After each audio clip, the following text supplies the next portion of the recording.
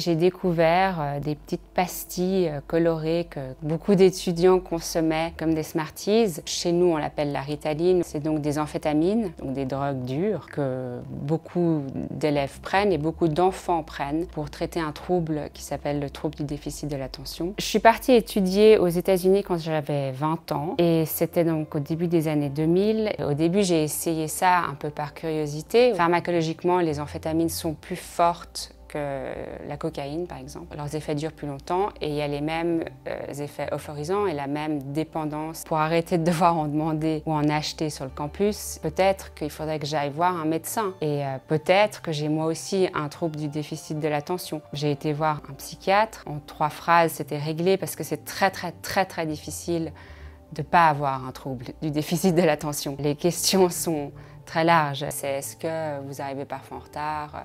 Est-ce que vous regardez votre téléphone plus de 2 fois par jour? Le premier médecin que j'ai vu, je lui ai juste dit que j'avais un peu de la peine à me concentrer. Il a posé un diagnostic. Vous avez probablement un trouble du déficit de l'attention. Donc j'avais cette prescription d'amphétamine que je prenais tous les matins. Un des effets secondaires de la prise quotidienne, c'est que ça a des effets aussi dépressifs. Ça touche le sommeil. Et puis là, en général, va vous prescrire un calmant ou un somnifère. Et on peut très rapidement finir dans une sorte de polytoxicomanie. Ce qu'on appelle les toxicomanes sont généralement carburent sur quelque chose qui stimule et quelque chose qui calme. J'ai absolument rien contre la prise de Ritaline et d'amphétamines et de stimulants et je ne nie pas non plus l'existence du trouble du déficit de l'attention. Ce que je condamne en revanche assez sévèrement, c'est le système dans lequel ces prescriptions sont données, c'est-à-dire qu'il faut aller voir un médecin qui va prescrire cette substance et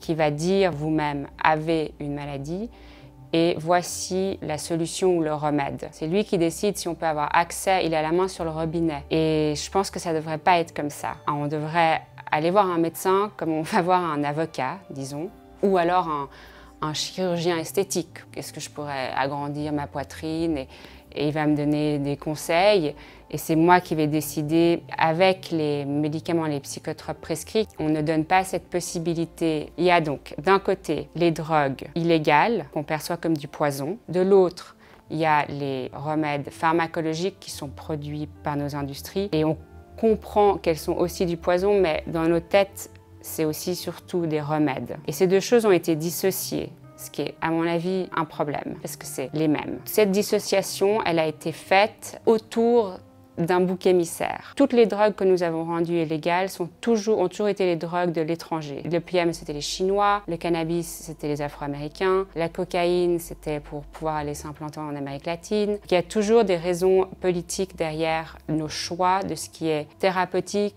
ou vénémineux.